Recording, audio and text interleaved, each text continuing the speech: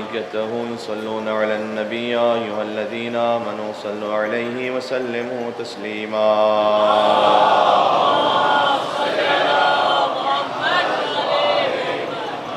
أعوذ بالله من الشيطان الرجيم بسم الله الرحمن الرحيم لا حول ولا قوة إلا بالله العلي العظيم حسبنا الله ونعم الوكيل نعم المولى ونعم النصير وبه نستعين وهو خير ناصر ومعين والعاقبة للمتقين والجنة للموحدين والنار للعاصين والصلاة والسلام على أشرف الأنبياء والمرسلين حبيب إله العالمين العبد المرتضى والنبي المجتبى والرسول المصطفى سيدنا ونبينا ومولانا بالقاسم محمد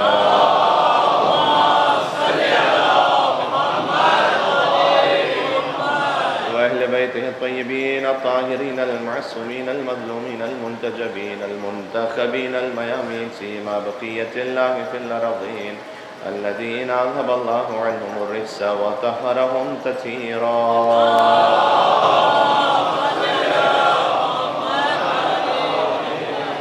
رحمة الله على محبيهم واللعنة الدائمة على أعدائهم أجمعين مولا امام زمان علیہ السلام کی بارگاہ میں توسل بسم اللہ الرحمن الرحیم اللہم كل وليك الحجة ابن الحسن صلواتك عليه وعلى آبائه في هذه الساعة وفي كل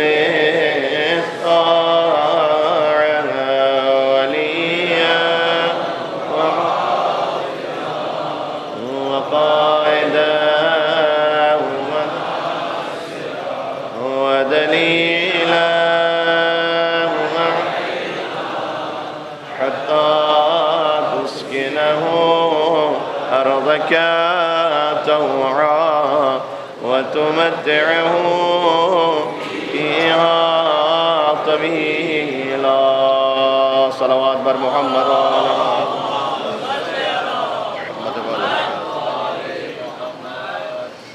قال الله تبارك وتعالى في القرآن الكريم بسم الله الرحمن الرحيم وتوكل على العزيز الرحيم وتقلبك في الساجدين نعرہ صلوات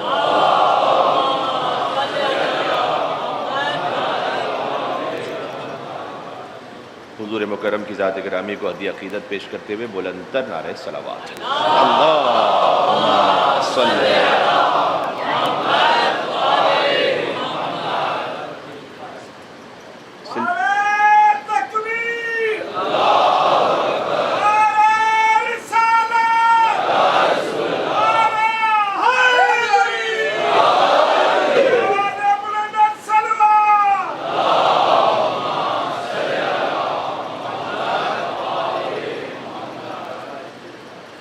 سلسلہ کلام جاری ہے باذن پروردگار حضور مکرم انسان کامل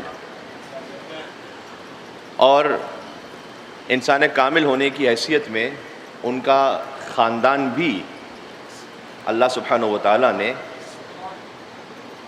کائنات کے تمام خاندانوں سے منفرد افضل مکرم معزز بالاتر اس کیفیت میں رکھا کہ آدم سے لے کر خاتم تک ایک ایک فرد کی ضمانت لی 500 سے اوپر نسلیں ہیں ظاہر میں 500 سے اوپر نسلیں ہیں ایک ایک فرد کی ضمانت ہے جو بچے بچے کو ہمارا زیارت وارثہ کا فقرہ یاد ہے کہ اشہد انک کنت نورا فی الاصلاب الشامخہ والارحام المطہرہ اور اس کا بیان خود نہج البلاغہ میں بھی ہے اور میں نے کل قرآن کی آیات بھی آپ کے سامنے پیش کی کہ جب حضرت ابراہیم علیہ السلام تشریف لائیں چونکہ ابراہیم علیہ السلام جد محمد ہیں صلی اللہ علیہ وآلہ وسلم اور اللہم صلی علی محمد وعلی محمد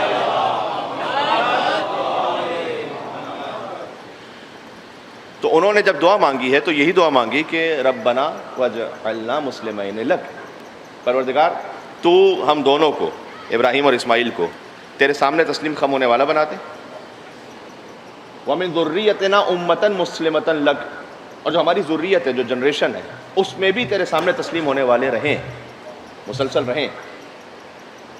اس کا ایک اور بیان سورہ شورى کی آیت میں کہ جس میں ارشاد اقدس الہی ہے کہ وَتَوَكَّلْ عَلَى الْعَزِيزِ الرَّحِيمِ، آپ توکل کیجیے اس خدا پر کہ جو صاحب عزت ہے، صاحب حکمت ہے۔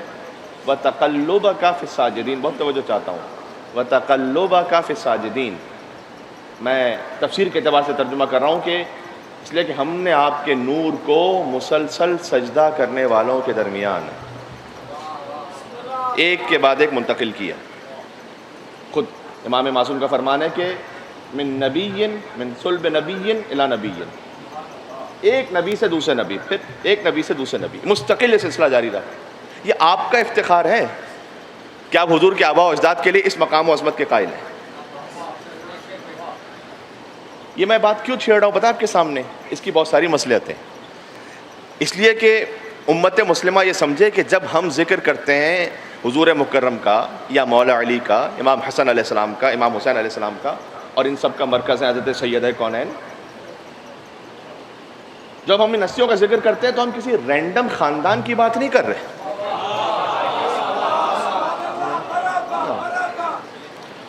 ہم ویسے ہی دفعتاً پک اینڈ چوز کر کے ایک خاندان کی بات نہیں کر رہے، ہم اس خاندان کی بات کر رہے ہیں کہ السلام علیکم یا وارث آدم صفوۃ اللہ، میں محرم الحرام سے جوڑ رہا ہوں اسے، السلام علیکم یا وارث نوح نبی اللہ، یا وارث ابراہیم خلیل اللہ، یا وارث موسیٰ کلیم اللہ، یا وارث عیسیٰ روح اللہ، یا وارث محمد حبیب اللہ۔ تو ہم اس خاندان کی بات کر رہے ہیں کہ جن تک تمام انبیاء کی وراثتیں پہنچی ہیں۔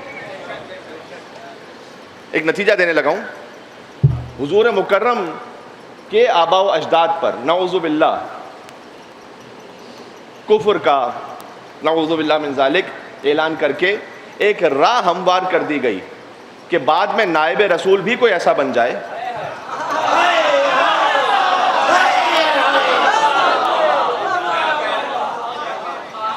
ایک صلوات نہیں بھیجیں گے آپ یا محمد و آل محمد اللہم صلی علی۔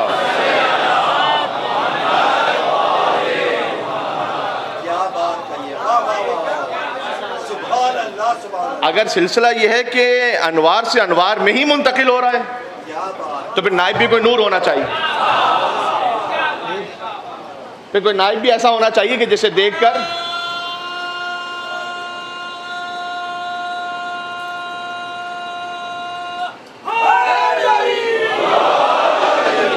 پھر کوئی نائب ایسا ہونا چاہیے کہ جسے دیکھ کر محمد یاد آئیں۔ بہت توجہ چاہتا ہوں، آپ کی تاریخ میں 2 ہی مرتبہ ایسا ہوا ہے کہ کسی ایک ہستی کو دیکھ کر کسی اور بزرگ ہستی کا شبہ ہوا ہو، یا شب ہجرت بستر رسالت پر علی کو دیکھ کر محمد کا شبہ ہوا، یا صفین میں عباس کو دیکھ کر علی کا شبہ۔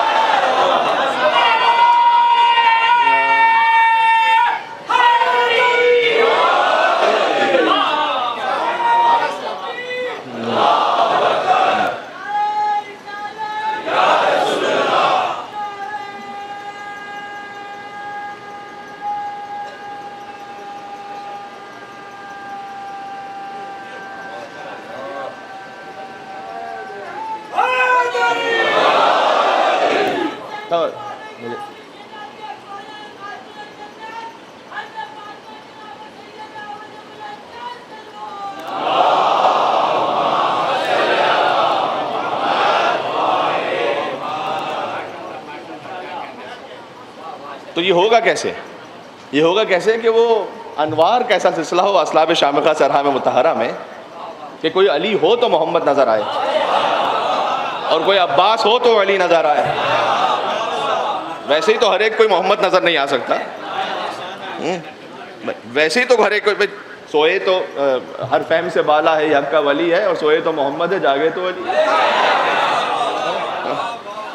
تو اسی کیفیت میں ہو سکتا ہے۔ تو اس خاطر ضروری ہے کہ حضور مکرم کے تمام آباء و اجداد کو جب تک آپ طیب و طاہر نہیں مانیں گے اس وقت تک آپ آگے اس پاکیزہ سلسلے کو نہیں مان پائیں گے، یعنی آپ میں وہ گویا فورس ہی اندر سے نہیں رہے گی، وہ موٹیویشن ہی نہیں رہے گی۔ کہ اگر میں اس سلسلے کو اتنا طیب و طاہر پاکیزہ مان رہا ہوں تو پھر آگے میں کیسے مان لوں کسی اور کو؟ اس لیے وَتَقَلُّبَكَ فِي السَّاجِدِينَ، ہم نے آپ کا نور، یہ قرآن میں سورہ شورا کی آیت ہے جس میں تفسیر امام محمد باقر علیہ السلام ہے کہ ہم نے آپ کا نور فقط سجدہ کرنے والوں کے درمیان سے گزارا.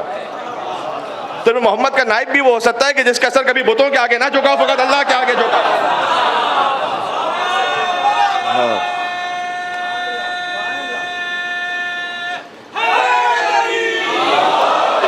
اور یہ فقط آپ کا امتیاز ہے. میں آپ سے عرض کر رہا ہوں اہل بیت علیہ السلام کے صدقے میں میں آپ کو مثال دے رہا ہوں. حسین ابن یحییٰ علوی ایک راوی گزرے بڑے، تو وہ اس بات کے چونکہ قائل تھے، یعنی بڑے جلیل القدر صحابی ہیں، اور ماذا صحابی نہیں راوی ہیں اور سادات سلسلے سے ہیں. تو ایک کتاب ہے میزان الاعتدال جو ذہبی نے لکھی ہے، جن کا تعلق کسی اور اسکول آف تھاٹ سے، اور انہوں نے جب مختلف راویوں کے بارے میں علم و رجال کے حوالے سے تحقیق لکھی تو حسین ابن یحییٰ علوی کے بارے میں پتہ کیا لکھا ہے؟ کہ یہ تو رافضی ہے. رافضی کا لفظ مجھے سمجھانے کی ضرورت نہیں ہے. یہ تو رافضی ہے اس لیے کہ یہ حضور کے آباء و اجداد کو مسلمان مانتا ہے اور مومن مانتا ہے. تو یہ ابو طاہر مانتا ہے، میں اپنے الفاظ میں تشریح کر رہا ہوں، چونکہ یہ حضور کے آباء و اجداد کو یہ مانتا ہے لہذا یہ رافضی ہے. پتہ چلا رافضیت کا تعلق فقط خلافت بلا فصل کو ماننے سے نہیں ہے. رافضیت کا تعلق اس بات سے بھی ہے کہ آپ حضور کے آباء و اجداد کے لیے کس عقیدے کے قائل، تو یہ آپ کا فخر و امتیاز ہے. لہذا ائمہ علیہ السلام نے اس بات کی اہمیت دی ہے کہ میں سیرت رسول پہ بات کر رہا ہوں تو مجھے اس بات کو پوائنٹ کو کلیئر کر کے آگے بڑھنا ہے. ائمہ علیہ السلام نے اس پہ اہمیت دی ہے. امام علی نقی علیہ السلام کے سامنے ایک شخص آتا ہے، کہتا ہے کہ مولا میں حج سے آ رہا ہوں، جب بھی میں امام کا نام لوں آپ دل میں درود پڑھ دیا کریں، کیونکہ میں علیہ السلام کہتے تھے تاکہ میں بات کو جلدی آگے بڑھاؤں. تو مولا کے پاس آیا کہ مولا میں حج سے آ رہا ہوں، بلا تشبیہ زبان حال یہ کہ امام علیہ السلام نے مثلا فرمایا کہ تقبل اللہ منکم، اللہ تو سے قبول فرمائے. اس نے دفتن یہ کہا کہ مولا وہ آپ کے جو آباء و اجداد ہیں نا، حضور کے آباء و اجداد، ان کی نیت سے بھی طواف کیا تھا میں نے. امام اپنے مقام سے کھڑے ہوئے کہا ذرا گلے تو لگ میرے،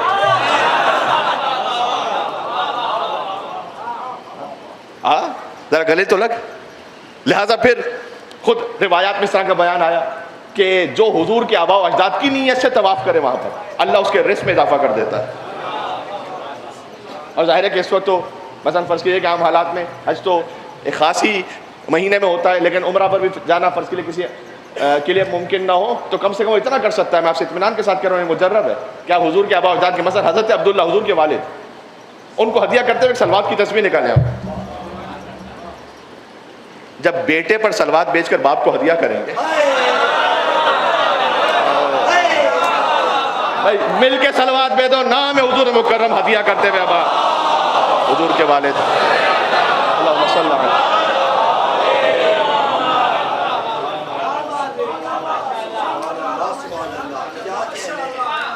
تو دیکھیں جب ہم حضور کے آباء و اجداد پہ بات کر رہے ہیں تو ہمارا یہاں پر فقط مطمع نظر اور نقطۂ نگاہ فقط حضرت ابو طالب علیہ السلام نہیں ہے، جبکہ ان پر ہی بات ہو تو حق ہے. لیکن جو بعض مسلمانوں کے دماغ میں خط ہوا ہے کہ جناب ابو طالب علیہ السلام کا ذکر اس لیے کرتے ہیں کہ جو کہ علی کے باپ ہے. نا نا نا، آپ محمد کے باپ پہ آئیے.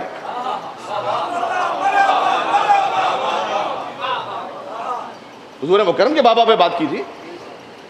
ہم تو اسی طرح سے اسی عظمت کے قائل جو ابو طالب علیہ السلام کی عظمت ہے. بلا شک ایک ہی نور تو تھا کہ جو چلا، حضرت عبد المطلب تک تو ایک ہی نور تھا، آدم علیہ السلام سے عبد المطلب تک تو ایک ہی نور تھا. انا وعلی من نور واحد، میں اور علی ایک نور سے. اس کا مطلب کیا ہے؟ وہ ایک ہی نور تھا کہ جو چلا، پھر وہ نور تقسیم ہوا عبداللہ میں اور ابو طالب علیہ السلام میں. اسی وجہ سے اس کی تشریح میں ایک میرے خیال میں شاید سال گزشتہ یا تو کر چکا ہوں یا کسی اور جگہ کر چکا ہوں، تو خالی اشارہ کر کے آگے بڑھ رہا ہوں کہ یہ جو احد ہے، احد کا مطلب یہ ہوتا ہے کہ اللہ احد ہے. اللہ کے لیے واحد کا لفظ استعمال ہوا ہے لیکن وہ ایک اور سطح پر ہے. لیکن اللہ کے لیے جو احد کا لفظ استعمال ہوتا ہے جو خالص سورہ توحید میں بیان ہے، قل هو اللہ احد، قل هو اللہ واحد نہیں ہے. احد یعنی وہ ایک کے جو تقسیم نہیں ہو سکتا. یہ ایک ہال ہے، ایک ہال ہے، لیکن یہ تقسیم ہو سکتا ہے. یہاں سے آپ ایک دیوار بنا دیجئے، دو بن جائیں گے. تو احد اس کو کہتے ہیں کہ جو تقسیم نہیں ہو سکے. واحد اس ایک کو کہتے ہیں کہ جو تقسیم ہو سکتا ہو. لہذا اللہ نے جب اپنی توحید کا بیان کیا قل هو اللہ احد، حضور نے جب اپنے بارے میں بیان کیا انا وارث من نور واحد، تو وہ ایک تو ہم تو حضرت عبداللہ علیہ السلام پہ بات کر رہے ہیں آپ کی خدمت میں، جن کے لیے حضور نے فخر سے کہا انا ابن الذبیحین، توجہ کیجئے گا، انا ابن الذبیحین، میں دو ذبیحوں کا بیٹا ہوں، میں دو ذبیحوں کا بیٹا ہوں، ایک حضرت اسماعیل علیہ السلام ہے جن کی نسل سے حضور مکرم ہے، سمجھتے ہیں نا اس بات کو آپ؟ سورہ صافات کی آیتوں میں جو بیان ہے کہ فلما بلغ معه السعي قال يا بني اني ارى في المنام اني اذبحك فانظر ماذا ترى قال يا ابت افعل ما تؤمر ستجدني ان شاء الله من الصابرين فلما اسلم وتله للجبين وناديناه يا ابراهيم قد صدقت الرؤيا انا كذلك نجزي المحسنين، اور آگے فرمایا وفديناه بذبح عظيم، کہ جب ابراہیم علیہ السلام نے خواب دیکھا کہ بیٹے کو ذبح کر رہے ہیں، بیٹا آپ کا کیا خیال ہے؟ بابا آپ وہ کر دیجئے جس کا آپ کو اللہ نے حکم دیا ہے، آپ مجھے صبر کرنے والوں میں سے پائیں گے۔ لے کے گئے ابراہیم علیہ السلام، سب واقعہ جانتے ہیں، اسماعیل ذبح نہیں ہوئے، اللہ نے ایک دمبا بھیجا جنت سے، وہ ذبح ہوا۔ اسماعیل ذبح نہیں ہوئے، پھر بھی ان کا لقب ہے ذبیح اللہ، کیونکہ نیت پوری تھی۔ جو دو مصروں میں بیان ہے کہ جو مقام ذبح تک پہنچے تو وہ ہیں ذبیح اللہ، ابھی ذبح ہوئے نہیں، مقام ذبح تک پہنچے تو وہ ہیں ذبیح اللہ، تو جو ذبح ہو گئے ان کا مقام کیا ہوگا؟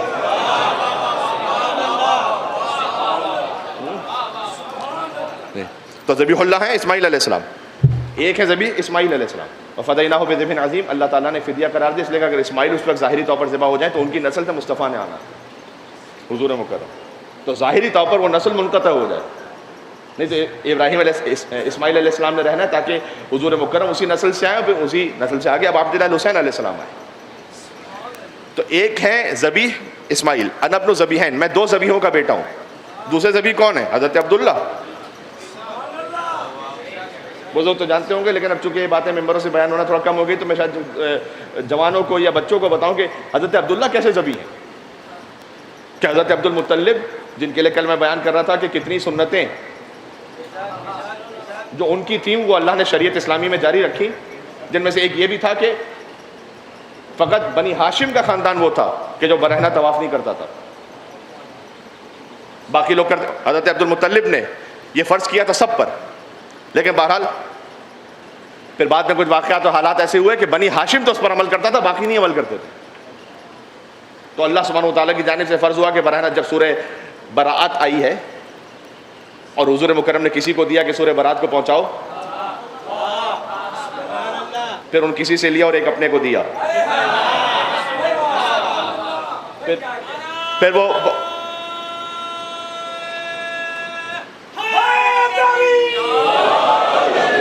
ساتھ ساتھ چلے گا میرے سفر میں۔ تو وہاں پر بھی ایک بات یہ تھی کہ اب سے کوئی، کیونکہ اس وقت تک وہ کرتے رہتے تھے برہنہ طواف، چونکہ وہاں پر بہرحال موجود تھے وہ کفار، تو کہ اب سے آج سے تو مکمل پابندی کہ کسی میں ہمت اور جرأت نہیں ہونی چاہیے کہ وہ کعبے کا برہنہ طواف کرے۔ تو مولا علیہ السلام اس سورے کو لے کر گئے تھے، تو یہ وہی کہہ سکتا ہے کہ جس کے آبا و اجداد نے کبھی برہنہ طواف نہ کیا ہو۔ تو آپ اس ترتیب و سیکوینس کو دیکھیں، تو حضرت عبداللہ حضرت عبد المطلب کے 10ویں بیٹے ہیں، تو انہوں نے ایک منت مانی ہوئی تھی، چونکہ وہ چاہتے یہ تھے کہ زمزم کا کنواں جو ناپید ہو چکا تھا اسے کھولا جائے، وہ بھی حضرت عبد المطلب نے کھولا ہے۔ سکائی تو اس خاندان میں شروع سے، حضرت عبد المطلب سکا ہیں، حضرت عبداللہ سکا تھے، اور بعد میں سب سے بڑے سکا ابوالفضل عباس ہیں۔ تو سکا اس خاندان میں آپ سے کیا کہہ رہا ہوں، یہ جنریشن آفٹر جنریشن، اس بات کی اہمیت کو آپ سمجھیے گا۔ یہ جو آپ کو امام حسین علیہ السلام کربلا میں نظر آ رہے ہیں، یہ اس تسلسل کا نام ہے۔ اور اس میں ایک بہت بڑا درس اور نصیحت بھی ہے، میں ایک جملے میں اشارہ کر دوں۔ حضور کے جو چچا ہیں ان میں بھی ڈفرینٹ کائنڈ آف بیہیویئرز ہیں، آپ کو ملیں گے جب حضور مکرم نے اعلان رسالت فرمایا۔ کچھ ہیں کہ جو مکمل طور پر سبمٹ ہیں حضور مکرم کے سامنے۔ سب سے بڑی مثال حضرت ابو طالب علیہ السلام کی ہے، پھر حضرت حمزہ علیہ السلام کی۔ چچا ہیں لیکن سر تسلیم خم ہے بھتیجے کے سامنے، بھتیجا ہونے کی حیثیت میں نہیں، رسول ہونے کی حیثیت میں۔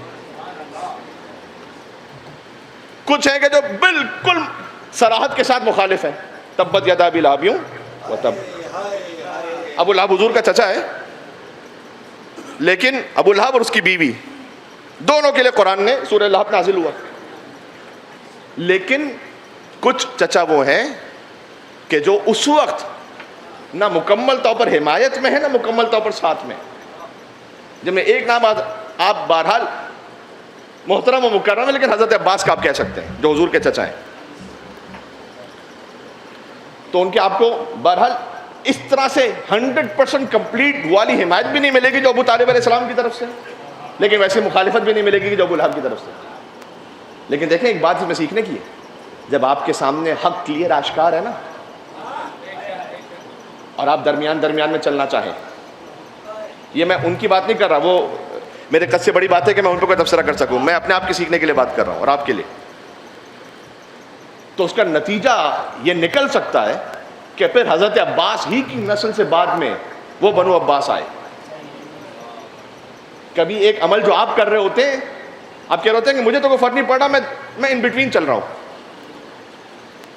آئی ایم سیکیور اینڈ سیف. ہو سکتا ہے کہ اس کا نتیجہ آپ کو جنریشن میں دیکھنا پڑے کہ ان کے پاس کلیئرٹی نہ رہے.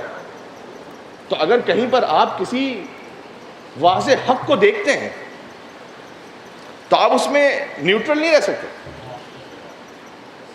یہ میں بات کر رہا ہوں سیاسی معاملات میں نہیں، میں بات کر رہا ہوں اہل بیت اطہار علیہ السلام کے معاملات میں. اس بات کی کلیئرٹی کو سمجھیے گا. تو اب حضرت عبداللہ 10ویں بیٹے ہیں، تو حضرت عبد المطلب وہ کنویں کو کھودنا چاہتے ہیں زمزم کے دوبارہ تاکہ اس کو آشکار کیا جائے، اور قریش کرنے نہیں دے رہے. وہ کہہ رہے ہیں کہ بھائی آپ کریڈٹ کیوں لیں گے اس کا. تو حضرت عبد المطلب نے منت مانی تھی کہ اللہ اگر تو مجھے بیٹے عطا کر اور 10 بیٹے ایسے عطا کر کہ میری پشت مضبوط ہو جائے تو میں ایک قربان کروں گا تیری راہ میں. اور اس زمانے میں قربانی کا طریقہ یہ ہوتا تھا کہ باقاعدہ بیٹے ہی کو قربان کر دیا جائے کعبے کے پاس لا کر. اور جب حضرت عبداللہ کی ولادت ہوئی جو 10ویں بیٹے، تو 10 بیٹے اب ہو چکے ہیں، تو اب حضرت عبداللہ کی باری ہے قربان ہونے کی. اب حضور نے اس کو فخر سے بیان کیا نا ابن الذبیحین کہہ کے. جیسے ہی حضرت عبد المطلب اس منت کو پورا کرنے کے لیے چلے تو کہیں پر ہے کہ حضرت عاتقہ جو حضور کی پھوپھی ہیں، اور بعض جگہوں پر میں نے سنا حضرت ابو طالب علیہ السلام کا نام، کہ انہوں نے ایک ریکویسٹ کی حضرت عبد المطلب سے کہ آپ عبداللہ کو ذبح نہ کریں، اپنی منت کو پورا کر دیں، ایسا سے قربان نہ کریں، ایسا کریں کہ 10 اونٹ بطور فدیہ دے دیں، جیسے کہ اسماعیل علیہ السلام کے لیے بھی فدیہ ہوا تھا وہ دمبا. تو اسی سنت پر عمل کرتے ہوئے آپ بھی 10 اونٹ فدیہ میں دے دیں.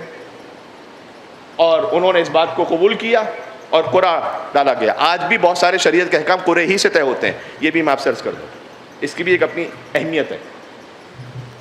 ایک گویا پیالے میں 10 اونٹ، اور یعنی ایک پیالے میں قرعہ ہے جس میں 10 اونٹ ایک پرچی پر فرض کیجئے، مثال دے رہا ہوں، اور ایک میں حضرت عبداللہ، قرعہ نکلا حضرت عبداللہ، یعنی حضرت عبداللہ ذبح ہوں گے. گویا اگر حضرت ابو طالب سے وہ روایت ہو تو اے بابا 10 اونٹ اور بڑھا دیجیے، 20 اونٹ حضرت عبداللہ، پھر قرعہ حضرت عبداللہ، 30 اونٹ حضرت عبداللہ، پھر قرعہ حضرت عبداللہ، 40 اونٹ حضرت عبداللہ، 50 اونٹ حضرت عبداللہ، پھر قرعہ حضرت عبداللہ، 60 اونٹ حضرت عبداللہ، پھر قرعہ حضرت عبداللہ، 70 اونٹ کیے، پھر 80 اونٹ کیے، پھر 90 اونٹ کیے، پھر 100 اونٹ کیے، 100 اونٹ حضرت عبداللہ، پھر قرآن نکلا 100 اونٹ. اس وقت سے شریعت اسلامی میں بھی ایک انسان کا خون بہا 100 اونٹ قرار دیے گئے. یہ بھی سنت حضرت عبد المطلب ہے.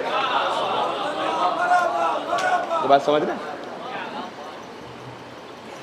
اب اگر حضرت ابو طالب سے اس روایت کو مانے تو اگر حضرت عبداللہ اس منت میں قربان ہو جاتے تو حضرت عبداللہ اگر قربان ہو جاتے تو پھر ظاہری طور پر وہ سلسلہ ہی منقطع ہو جائے کہ حضور مکرم آئے. تو کتنا بڑا احسان ہے پھر. تو حضور نے فرمایا انا ابن الذبیحین، میں 2 ذبیحوں کا بیٹا ہوں، یعنی ایک اسماعیل علیہ السلام، ایک عبداللہ. جب میں تھوڑا سا آپ کو اس سلسلے میں یہ بھی عرض کر دوں کہ خود حضور مکرم کی جو آمد ہے مکہ مکرمہ میں، تو مکہ مکرمہ کو جو حضور کے آباء و اجداد ہی نے آباد کیا، یعنی حضرت ابراہیم نے، ربنا انی اسکنت من ذریتی بواد غیر ذی زرع، کہ پروردگار میں اپنے خاندان کو ایک ایسی وادی میں چھوڑ کر جا رہا ہوں کہ جہاں پر کوئی زراعت نہیں ہے. تو حضرت ابراہیم علیہ السلام مکہ کو آباد کرنے کے لیے اللہ کے حکم سے فلسطین سے آئے تھے، اور جب یہاں پر پہنچے تو حضرت ہاجرہ ہیں اور ایک شیرخوار بچہ ہے. اللہ کا حکم تھا چلتے رہیں، جب ہمارا حکم آئے گا اسٹاپ، رک جائیں اور اپنی اولاد کو چھوڑیں، اہل و عیال کو چھوڑیں، چلے جائیں. کہا ابراہیم، آج جہاں کعبہ ہے وہاں تک پہنچے تھے، بالکل ڈیزرٹ صحرا، اس وقت کعبے کی دیواریں بلند بھی نہیں تھی. کہا ابراہیم رکیں، چلے جائیں. حضرت ابراہیم علیہ السلام ہاجرہ کو اتارا، اسماعیل علیہ السلام کو گود میں اتارا اور خود بھی اترنے لگے تاکہ سیٹلڈ ہو جائیں. گویا آواز قدرت آئی کہ ہم نے آپ کو اترنے کا حکم نہیں دیا. واقعاً حضور کی جو جدہ ہے حضرت ہاجرہ، کیا مقام ہے اس بی بی کا کہ حضرت ابراہیم علیہ السلام جب پلٹنے لگے ایسے ہی پلٹنے لگے اونٹ سے، کچھ بھی نہیں ہے وہاں پر، بالکل صحرا، شدید گرمی. کہا اے والی ہمیں کہاں چھوڑ کے جا رہے ہیں؟ ایک جملہ کا ابراہیم علیہ السلام، کاش یعنی کسی انسان کی روح میں اتر سکے یہ بات. ایک جملہ کا کہا ھذا من امر ربی، میرے رب کا حکم ہے. کوئی شکوہ کیا ہی نہیں حضرت ہاجرہ نے کہ یہ کیا بات ہے، رب کا حکم ہے، یہ کون سی بات ہے، یہ تو سمجھ میں آنے والی بات نہیں ہے. ہاں، جب نبی خدا یہ کہہ رہے ہیں رب کا حکم ہے، بات ختم ہو گئی. کہ ٹھیک ہے، رب کا حکم ہے، چلے گئے. یا اللہ، اب صحرا میں خالی ایک ماں ہے، ایک شیرخوار بچہ ہے، اور پیاس کی شدت سے بس مرنے کے قریب ہے اسماعیل. کہ ہاجرہ نے دوڑنا شروع کیا، کہیں ایک شکوہ نہیں لے کر آئی زبان پر، صفا سے مروہ، مروہ سے صفا. واقعہ مجھے پورا نہیں پڑھنا، ایک نتیجہ دینا ہے. حضرت اسماعیل علیہ السلام ایڑیاں رگڑ رہے تھے، پانی نکلنا شروع ہوا. اتنا پانی نکلا کہ حضرت ہاجرہ نے آ کے کہا زم زم، رک جا. لہٰذا اس کنویں کو زمزم کہا گیا، جسے حضرت عبد المطلب نے بعد میں پھر آباد کیا. تو اس ترتیب کو آپ ذہن میں رکھیے گا. زمزم، اللہ نے اتنا پانی دیا کہ وہ پانی قیامت تک کے لیے انسان سیراب ہوتے رہیں گے، لیکن پانی ختم ہونے والا نہیں. اور جیسے ہی اب وہ پانی آیا تو حضرت ہاجرہ، اسماعیل علیہ السلام نے بھی انہیں بھی پلایا، خود بھی پیا. اور جیسے ہی پی لیا، اب دیکھیں تنہا ایک خاتون، پرندے آئے کچھ، انہوں نے پانی پیا. دور سے قبیلہ گزر رہا تھا، قبیلہ بنو جرہم. انہوں نے دیکھا کہ یہ اوپر پرندے کیسے نظر آ رہے ہیں، یہاں تو کبھی پرندے ہوتے نہیں، اس کا مطلب یہاں پانی ہے. وہاں پہنچے، دیکھا کہ ایک ماں اپنے بچے کے ساتھ بیٹھی ہوئی ہے اور پانی ہے. کہا آپ کی اجازت ہے کہ ہم بھی پانی پی لیں؟ کہا پی لو. پانی پینے کے بعد کہا آپ کی اجازت ہے کہ اپنے جانوروں کو پلا دیں؟ کہا پلا دو. یہ جو آج تک سبیل امام حسین کی صورت میں سقائی ہے،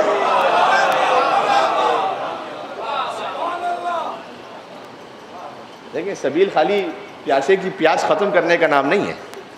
سبیل وہ جام وفا ہے کہ جو پینے والے، اس پانی پینے والے کو جو امام حسین کے نام سے پانی پی رہا ہے، اس کے دل کو جوڑ دیتی ہے امام حسین علیہ السلام سے. جی، وہ قبیلہ آیا، اس نے آگے پانی پیا، جانوروں کو پانی پلایا. کہ ہم نے تو یہاں کبھی پانی دیکھا ہی نہیں ہے. کہ پانی اس لیے کہ اس بچے کی ٹھوکر سے جاری ہوا ہے. کہ اچھا، آپ تو کو ولیت اللہ لگتی ہے، ہمیں اجازت ہے کہ ہم آپ کے ساتھ رک جائیں، یہیں پر قیام کر لیں، چونکہ پانی کے گرد ہی آبادیاں ہوتی تھی. ایک امر پہ تسلیم ہوئی تھی حضرت ہاجرہ، صرف یہ سن کے کہ یہ میرے رب کا حکم ہے. اللہ نے تنہائی کو دور کیا، پانی کا انتظام کیا. ایک دن میں یہ ہوتا ہے امتحان. جہاں کہیں آپ کسی منزل پر ہیں، آپ نے فقط قربتاً اللہ ایک کام کرنا. آپ کو معلوم ہے کہ میں نے اللہ کی قربت کی خاطر یہ کام کیا، ہو سکتا ہے دنیاوی طور پر میرا کچھ نہیں پتا کیا ہوگا. اللہ پر توکل کرتے ہوئے. کبھی کبھی ہم اتنا بھی توکل نہیں کرتے اللہ پر جتنا اپنے بینک کے کارڈ پہ کرتے ہیں. اللہ پر توکل کرتے ہوئے تھوڑا سا تو آگے بڑھے. اللہ نے ایک دن میں مشکل کو حل کر دیا، خاندان آ گیا. وہیں پر حضرت اسماعیل علیہ السلام کی شادی ہوئی اسی قبیلے میں، اسی میں کوئی پاک بی بی ایسی تھی کہ پھر ان سے آگے حضور مکرم اسی نسل سے. کیا ہی شان ہے خدا کا. اچھا، ابراہیم علیہ السلام تو چھوڑ کر چلے گئے. جب وہ چھوڑ کے چلے گئے تو تقریباً 15 سال بعد واپس آئے. میں آپ سے ایک سوال کر رہا ہوں، بالکل ایمانداری سے اپنے دل میں جواب دیجیے گا. ایک باپ اپنے بچے کو بیوی کے ساتھ چھوڑ کر چلا گیا ہے اور ماں نے اس بچے کو پروان چڑھایا ہے 15 سال تک. اس بچے کے دل میں ماں نے کیا باپ کی محبت ڈالی ہوگی؟ ویسے عام حالات میں تمہارے باپ نے تو کچھ کیا ہی نہیں ہے، جو کچھ پالا ہے میں نے پالا ہے. لیکن وہ ماں ایسی تھی کہ جو جانتی ہیں کہ باپ جو چھوڑ کر گیا ہے نا، وہ کسی دنیاوی معاملے کی وجہ سے نہیں چھوڑ کر گیا، وہ اللہ کے حکم سے چھوڑ کے گیا. لہٰذا باپ کی ایسی محبت ڈالی اسماعیل کے دل میں، اتنا تسلیم ہو کر کہ جب باپ نے آ کر کہا نا کہ بیٹا میں آپ کو ذبح کرنا چاہتا ہوں، تو سامنے پلٹ کر اسماعیل نے یہ نہیں کہا کہ آپ نے تو مجھے پالا ہی نہیں ہے، آپ کون ہوتے ہیں، آپ کون ہوتے ہیں بات کرنے والے. نہ نہ نہ، تسلیم. اس خاندان سے حضور مکرم.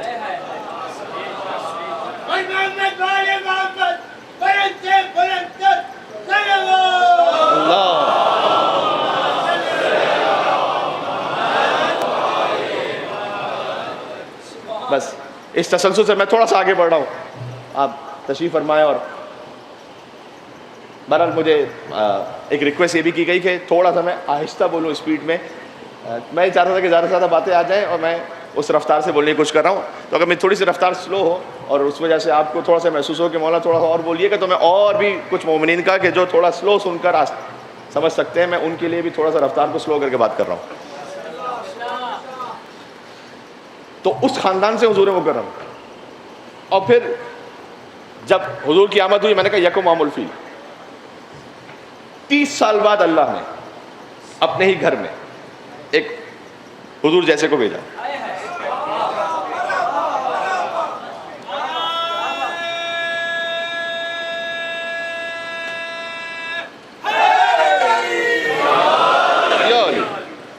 علی ہیں ابو طالب کے بیٹے، لیکن پلے ہیں مصطفیٰ کے پاس.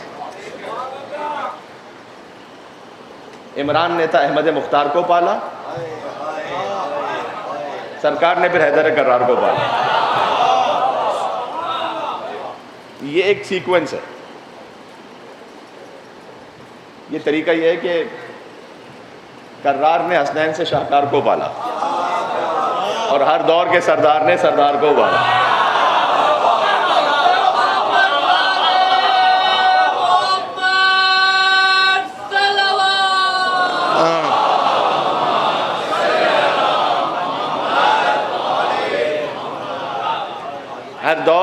ہر دور کے سردار نے سردار کو پالا اور ایک پردہ توحید میں خود ڈھال رہا ہے اور مہدی کو حجابوں میں خدا پال رہا ہے.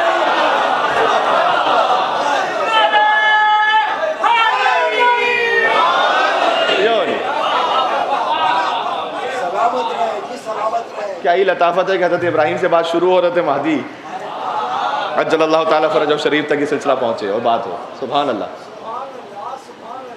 تو اب حضور مکرم کی آمد ہے اور 30 سال کا فرق ہے. آپ نے کبھی ایسا یوزولی نہیں دیکھا ہوگا کہ ایک وہ بچہ کہ جس کا اپنے بزرگ کے ساتھ 30 سال کا فاصلہ ہے، وہ اتنا مانوس ہو کہ کئی کئی دن تنہائی میں یہ بچہ اس بزرگ کے ساتھ گزارے اور اس بزرگ کو بھی گرا محسوس نہ ہو کہ یہ بچہ کیوں رہتا ہے میرے ساتھ.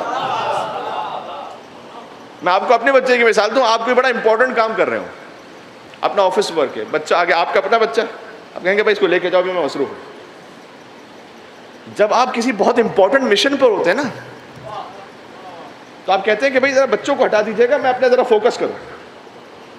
حضور مکرم کا وہ مشن ہے اللہ کی جانب سے تبلیغ، اور حضور کی تبلیغ آگے بڑھتی ہی نہیں اس 30 سال کم بچے کے بغیر، جو 30 سال کم ہے حضور مکرم سے، کہ بھائی یہ میرے ساتھ ہونا چاہیے. کہ خود امیر المومنین کا بیان ہے. اب حضور مکرم ہے کئی ہفتوں تک رہتے ہیں غار حرا میں اور علی ساتھ رہتے ہیں. آپ کو یہ کوئی یوزول بات لگ رہی ہے؟ ایسا ہوتا نہیں ہے یوزولی. اور پھر ایک موقع ایسا آیا کیونکہ حضرت ابو طالب تو نگہبان ہے. بھائی ابو طالب نے تو دونوں کو پالا. دو میں سے نئے کہہ رہا ہوں، حشر میں تخت شفاعت جو سنبھالے ہوں گے، جن کے پاس شفاعت کا حق ہے، محمد و علی، حشر میں تخت شفاعت جو سنبھالے ہوں گے سب کے سب حضرت عمران کے پالے ہوں گے.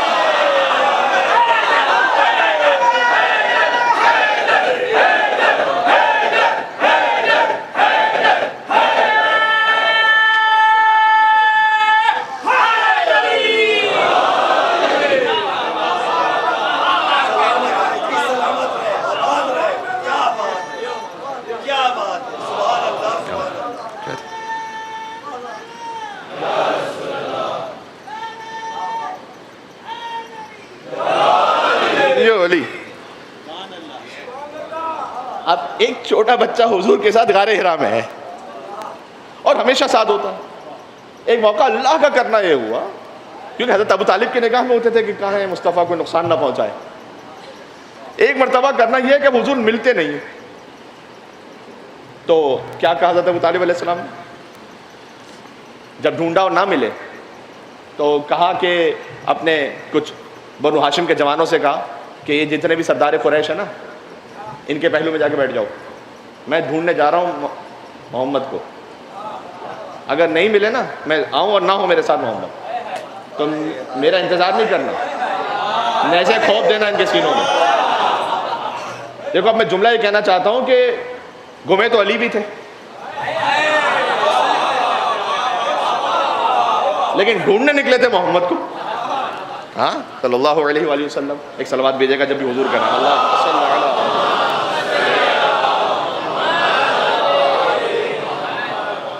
تو حضرت ابو طالب اس طرح سے حفاظت فرماتے رہے.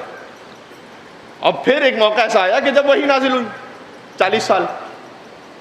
دیکھیں اس سے پہلے کی ایک منزل ہے, میں آپ کو بہرحال چونکہ میں نے آگے بڑھنا ہے تو میں کچھ سٹیپس کو تھوڑا سا اسکپ کرتے ہوئے بھی آگے بڑھ رہا ہوں لیکن اشارہ کر دوں. قرآن نے اس کا ذکر کیا, لقد لبثت عمرا فیکم. یہ میں الفاظ میں تھوڑا سا شاید آگے پیچھے کر رہا ہوں. قرآن کی آیت یہ ہے کہ سورہ یونس میں کہ میں تمہارے درمیان زندگی گزار چکا ہوں. حضور اپنی نبوت سے پہلے والی زندگی کا حوالہ دے رہے تھے نبوت کے بعد کہ تم تو مجھے دیکھ چکے ہو, تو تم نے مجھے ہمیشہ صادق امین پایا ہے, کبھی جھوٹ بولتا ہوا نہیں پایا, کبھی خیانت کرتا ہوا نہیں پایا, کبھی تم نے مجھے بتوں کے آگے جھکتا ہوا نہیں دیکھا, کبھی نعوذ باللہ من ذالک نجس مشروب پیتا ہوا نہیں دیکھا, تو تم تو مجھے جانتے ہو. تو حضور مکرم کی زندگی, اور میں آپ سے چیلنج کا لفظ اچھی بات نہیں بہرحال لیکن ایک طالب علمانہ ذمہ داری سے کہہ رہا ہوں, حضور کے ساتھیوں میں سے کوئی بھی ایسا نہیں ہے کہ جو نبوت کے اعلان سے پہلے یہ کہہ سکے کہ ہمارا محمد سے تعلق تھا اور دوستی تھی. اہم بات کر رہا ہوں یہ بھئی, آپ کا پہلے سے اٹھنا بیٹھنا ہو نہیں, اللہ نے دور رکھا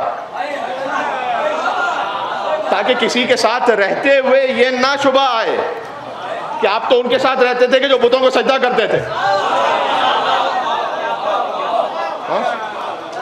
فقط ایک بچہ ہے جو کہہ سکتا ہے.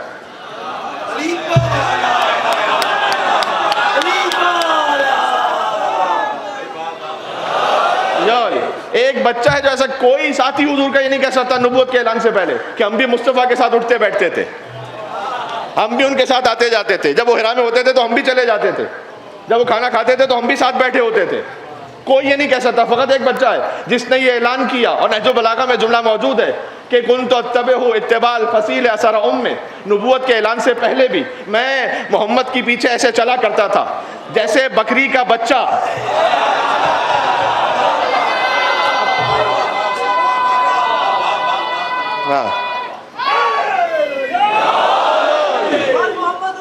ایک بچہ ہے.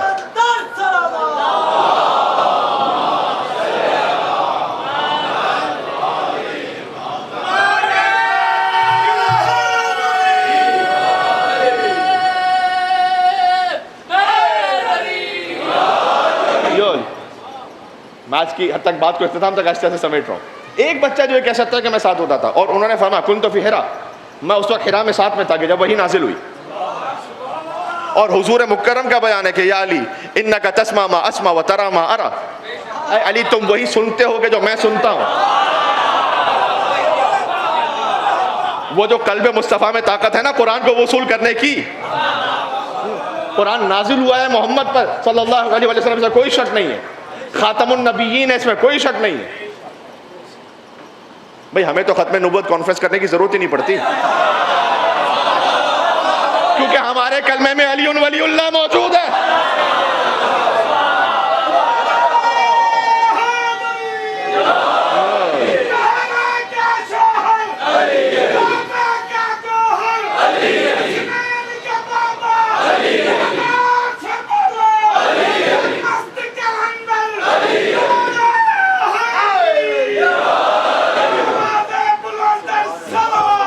اللہ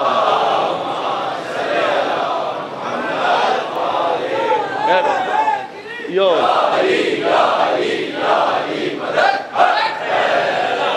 بات ایک منزل پر پہنچ رہی ہے.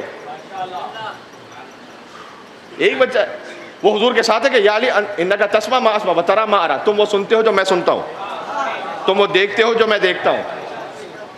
الا انک لست بنبی، بالکل واضح فرماؤ ہے، بس یہ کہ تم نبی نہیں ہو، تم وزیر ہو، تم نبی نہیں ہو، لیکن تم سنتے وہی ہو کہ جو میں سنتا ہوں. یہ وزارت کا اعلان حضور نے خالی غدیر میں نہیں کیا ہے. مجھے کوئی موقع تو ایسا بتلائیے. پھر آپ کی مزاج کا ایک جملہ کہنے لگا ہوں، اگر سمجھ پائے تو. حضور مکرم کی زندگی کے سارے مجمع، ان سب مجموعوں کا تعلق ہی علی بن ابی طالب سے. کیا کہہ رہا میں نے؟ سنیں بات سنیں.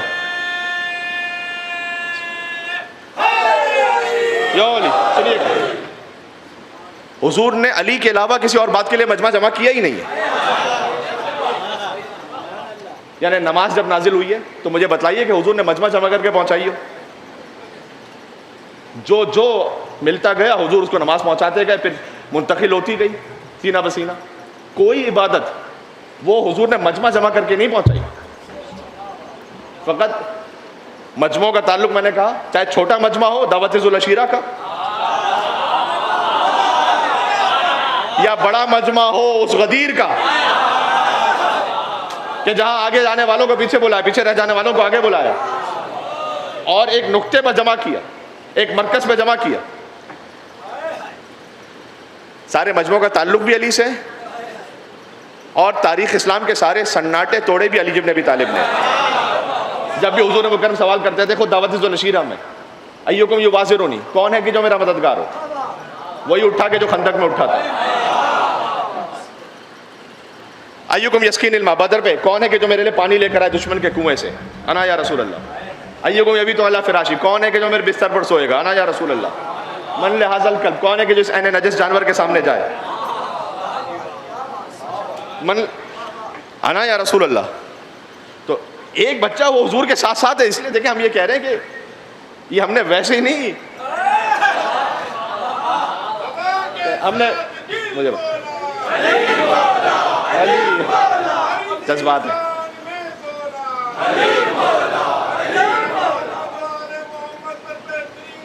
مل کے سر اللہ.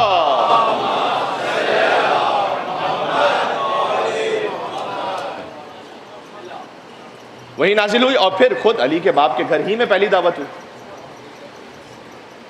اب دیکھیے ہر مقام پر جب ساتھ میں مصطفیٰ کے ساتھ ایک پہلے بچہ اور پھر آہستہ آہستہ جوان ہوا ہو. خود مجھے جانا تو تھوڑا بعد میں ہے، ایک دو مجلسوں کے بعد وہاں تک، لیکن یہ ہے کہ علی کے ہاتھ میں جب بدر میں علم ہے نا، 24 سال کے تھے، تو یہ باتیں ہونا شروع ہوئی کہ یہ محمد صلی اللہ علیہ وسلم حضور مکرم کس کو علم دے دیا؟ ایک لڑکے کو علم دے دیا. اس وقت مولا علی کا ایک رجز ہے، وہاں مولا علیہ السلام نے کہا کہ بادل ہذین صغر سنی لمثل ھذا ولدتنی امی. میرے بارے میں باتیں ہو رہی ہیں کہ میرا سن تو بہت چھوٹا ہے، میرے ہاتھ میں یہ علم آ گیا، میرے بارے میں باتیں ہو رہی ہیں کہ میرا سن تو بہت چھوٹا ہے، صغر سنی، میں تو بہت صغیر السن ہوں، میرے بارے میں باتیں ہو رہی ہیں. لیکن یاد رکھو ولمثل ھذا ولدتنی امی، آج کے دن کے لیے ہی میری ماں نے مجھے جنا تھا کہ تاکہ محمد کو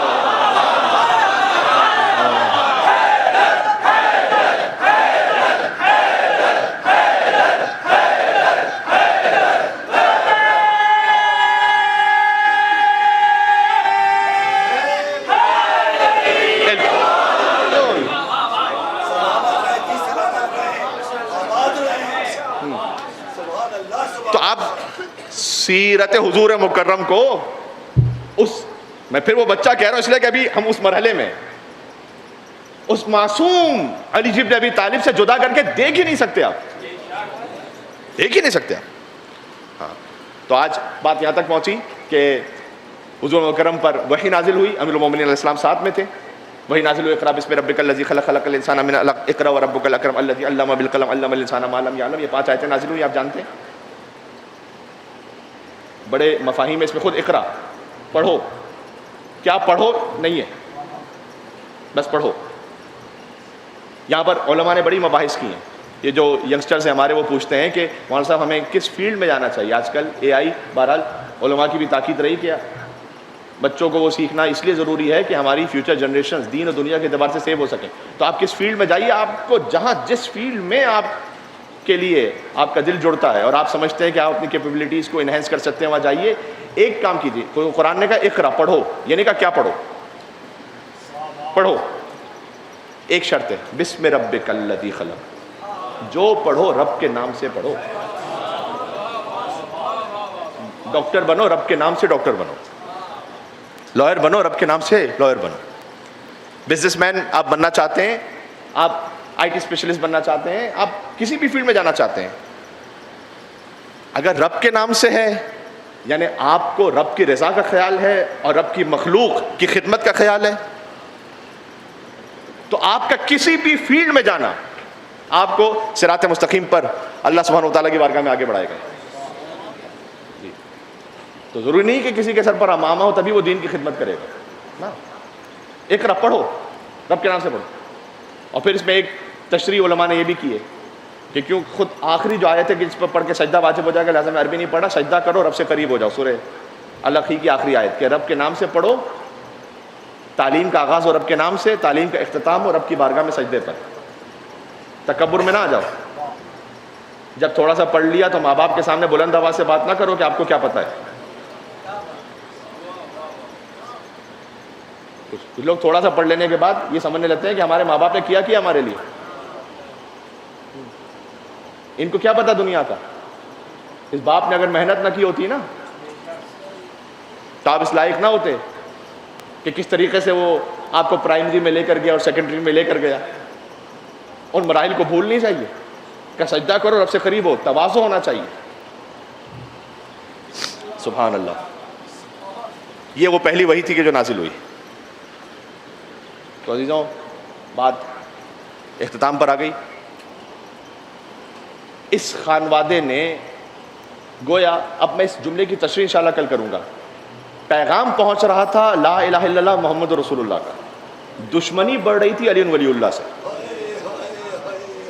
اس جملے کی حقیقت آپ سمجھیں. اس لیے کہ جہاں کہیں ہم محمد تک پہنچنا چاہیں صلی اللہ علیہ وسلم، علی ہے درمیان میں. دشمنی اس خاندان کی بڑھ رہی تھی. اور اس خاندان سے جو پہلی دشمنی نکالی گئی وہ کربلا میں نہیں، وہ ایک بی بی ہیں کہ جو در و دیوار کے درمیان مدینہ میں پامال ہوئی.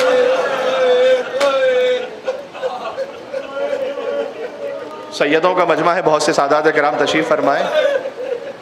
آپ کی جدہ کا ذکر ہے اور پورے عشر محرم الحرام میں میری اس فقیر کی کوشش ضروری ہوتی ہے کہ کم سے کم چند فکر ہی صحیح مادر حسین کے لیے کہے.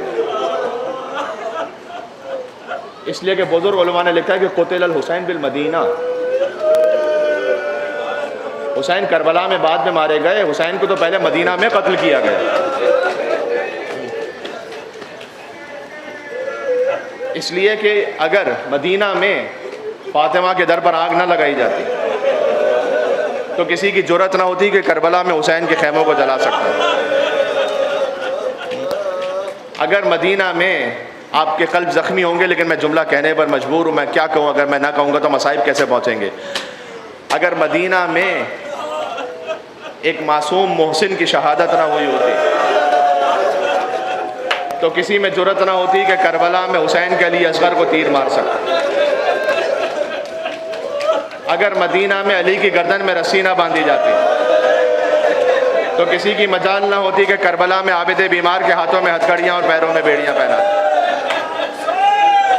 قتل الحسین بالمدینہ، حسین کو مدینہ میں مار دیا گیا تھا. لہٰذا آپ جانتے ہیں نا کہ مولا حسن مصطفیٰ علیہ السلام مدینہ کی گلی سے نہیں گزرتے تھے، اور کوئی پوچھتا تھا کہ مولا آپ اس گلی سے کیوں نہیں جاتے، کہ مجھے یاد آ جاتا ہے کہ جب میری والدہ یہاں سے گزرا کرتی تھی۔ مجھ میں اتنی ہمت نہیں ہے کہ میں جملے کو مکمل کر سکوں، بس اتنا سمجھ لیجئے کہ فاطمہ زمین پر گر جاتی تھی۔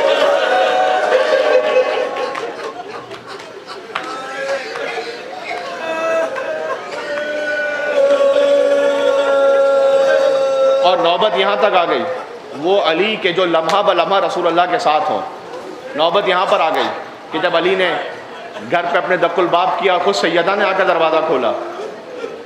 میں مفہوماً روایت پڑھ رہا ہوں، گویا مولا علی علیہ السلام نے کہا ہو کہ اے شہزادی، آپ کا تو پہلو شکستہ ہے، آپ نے خود کیوں زحمت فرمائی کہ آپ دروازے تک آئے؟ اور بی بی یہ فرمائے کہ یا ابا الحسن، اے علی، میں نے سنا ہے مدینہ والے آپ کو سلام نہیں کرتے۔ اور علی پلٹ کر جواب دیں کہ مدینہ والے سلام کرنا تو دور کی بات، اگر علی کسی کو سلام کرے تو کوئی سلام کا جواب بھی نہیں دیتا۔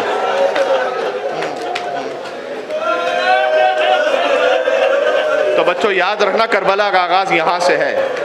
یہ مجھ پر ایک فرض تھا کہ جو میں نے بچوں تک پہنچایا ہے۔ کربلا کے مصائب کا آغاز خالی کربلا سے نہیں ہے، جس کا ذکر زیارت عاشورہ میں بھی ہے کہ کربلا کے مصائب کہاں سے، اور یہ حسین اور سیدہ کی ایک عجیب ہی محبت و نسبت ہے۔ اب بی بی کا جنازہ رکھا ہوا ہے، علی نے اپنے بچوں سے کہا آخری ودا کر لو۔ کتنے مظلوم ہیں علی، کہتے تھے آہستہ رو، مدینہ والوں کو خبر نہ ہونے دو۔ ایک مرتبہ مولا حسن مصطفیٰ علیہ السلام آگے بڑھے، جو سمجھ سکتے ہیں مصائب کو اور بآواز بلند رو سکتے ہیں، یا زہرا کہہ کر۔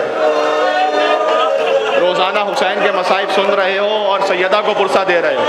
آج کچھ دیر کے لیے میں نے معاملے کو یوں بدل دیا کہ آج بی بی فاطمہ کے مصائب سنو اور حسین کو پرسہ دو۔ روزانہ ہم کہتے ہیں بی بی فاطمہ مدینہ سے پرسہ لینے آئے ہیں، آج میں کہہ رہا ہوں ان کے مصائب ہیں، آج حسین کربلا سے پرسہ لینے کے لیے آئے۔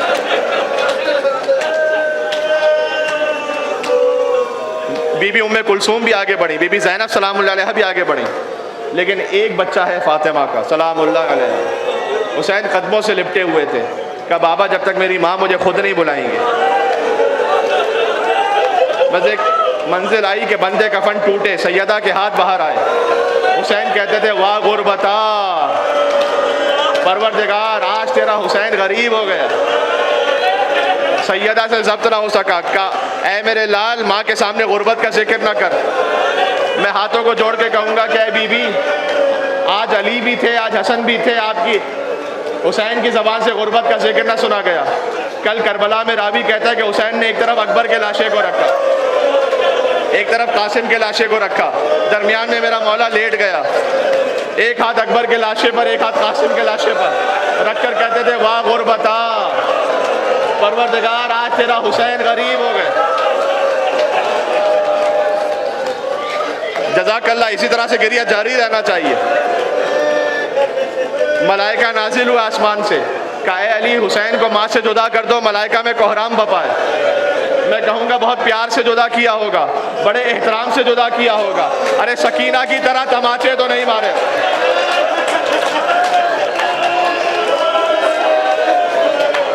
جب حسین ماں سے لپٹے تھے تو علی نے جدا کیا، جب سکینہ حسین سے لپٹی تھی تو شمر نے جدا کیا۔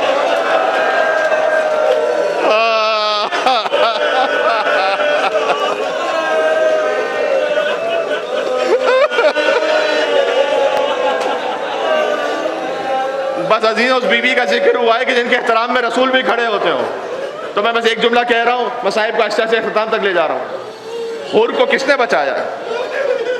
آج ذکر کرنا ہے، کربلا معلیٰ میں خود وارد ہوئے ہیں حسین، 2 محرم کو پہنچے ہیں نا، یہاں بھی بی بی کا ذکر ہے، حور علیہ السلام کے سلسلے میں بھی بی بی کا ذکر ہے۔ جیسے حسین پہنچے ہیں کربلا، بنی ایسا سے زمین خریدی، پھر انہی کو ہبا کی۔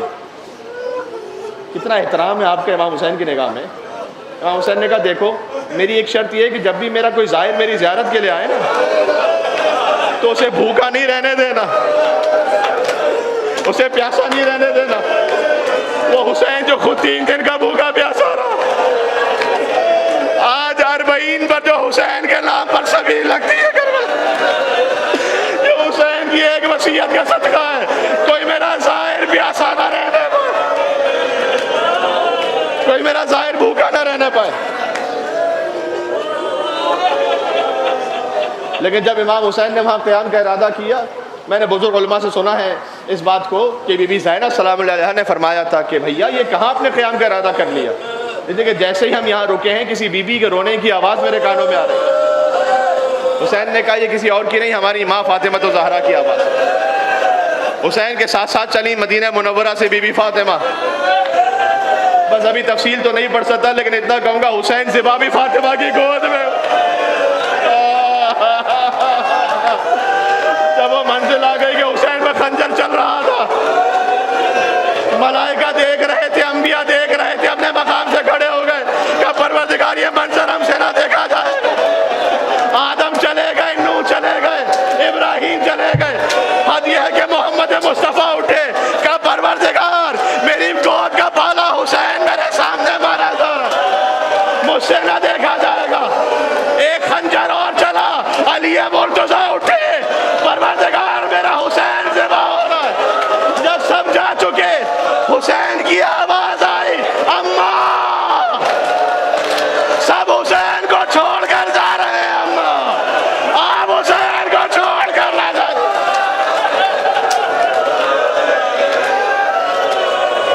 سنبھالو اس بزرگ کو، سنبھالو یہ گر جائے گا.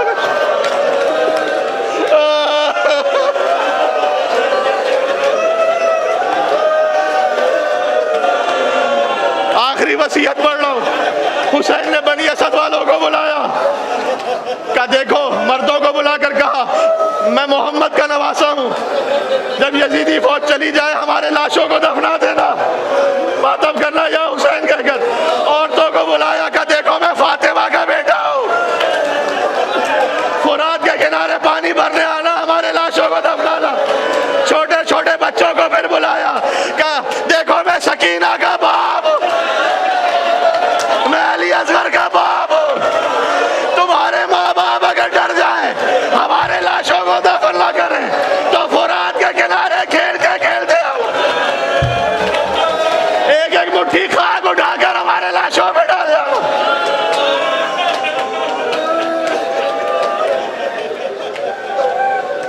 یا فاطمۃ الزہرا یا بنت محمد. چلو مادر حسین کی خدمت میں. عجب روحانیت ہے، ہر ایک کی آنکھوں میں آنسو ہے بہتے ہوئے رخساروں تک. حسین کے مصائب اور فاطمہ کا توسل ہو تو کیسے ممکن ہے کوئی فرش ادا سے خالی چلا جائے. یا فاطمۃ الزہرا یا بنت محمد یا قرۃ عین الرسول یا سیدتنا و مولاتنا انا توجہنا واستشفعنا وتوسلنا بك إلى الله وقدمناك بين يدي حاجاتنا. ہاتھ اٹھا کر یا وجیۃ عند اللہ اشفعی لنا. سارا مجمع مل کے بولے گا بی بی کے نام پر یا وجیۃ